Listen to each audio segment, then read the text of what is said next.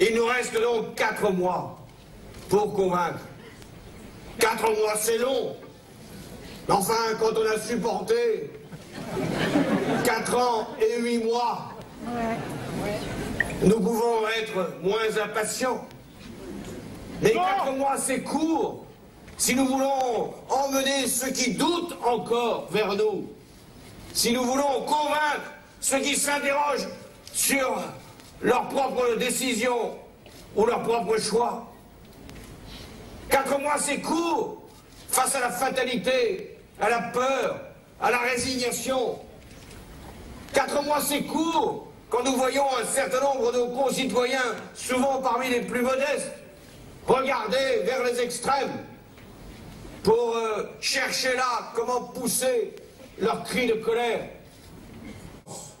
Je veux que ces 4 mois soient des mois d'enthousiasme, d'engagement, de conviction, et que la victoire soit d'autant plus belle qu'elle aura été méritée, qu'elle aura été recherchée, qu'elle aura été arrachée. Et je veux être votre candidat pour cette belle espérance, pour ce grand rendez-vous. J'en connais qui ont des inquiétudes. Ils se demandent si nous avons des propositions. Et pourtant, depuis des mois et des mois, que les primaires ont été engagées, que le projet du Parti socialiste a été adopté, nous ne cessons de les présenter, de les confronter, de les exposer, alors qu'ils attendent encore un peu, qu'ils ne craignent rien. Nos propositions ne seront pas les leurs.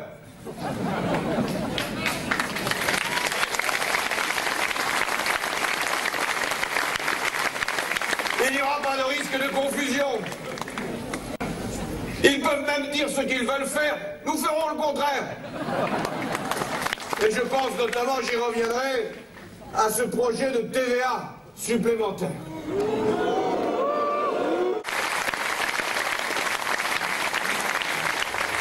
J'ai compris, depuis plusieurs semaines, que le combat qui m'attend, et donc qui nous attend, sera rude.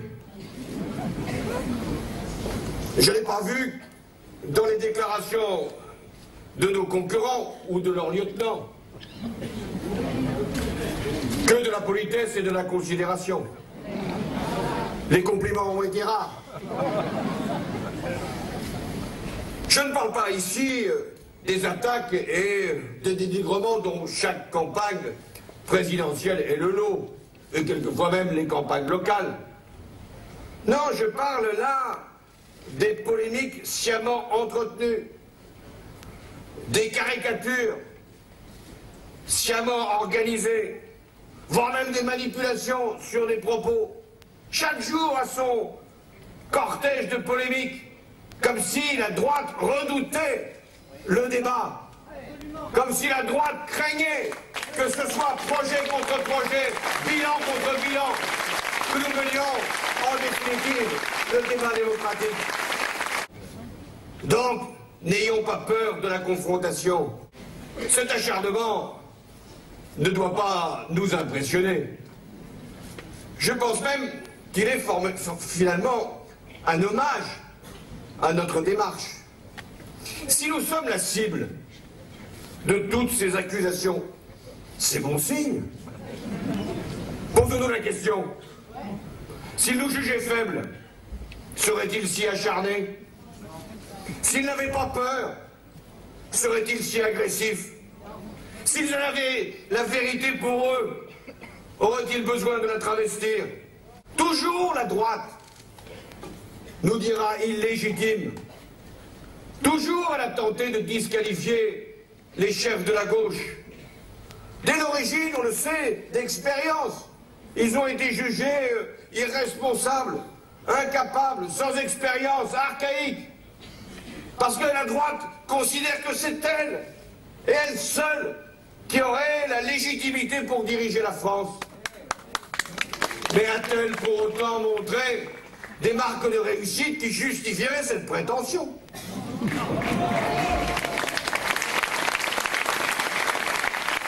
François Mitterrand, à qui je rends forcément hommage, puisqu'il est le seul président de la Ve République, socialiste. Je ne voudrais d'ailleurs pas qu'il reste trop longtemps le seul. Et nous y travaillons. Mais François Mitterrand, lui aussi, dans la campagne de 1981, qu'avait-on dit sur lui? Qu'il avait été 11 fois ministre.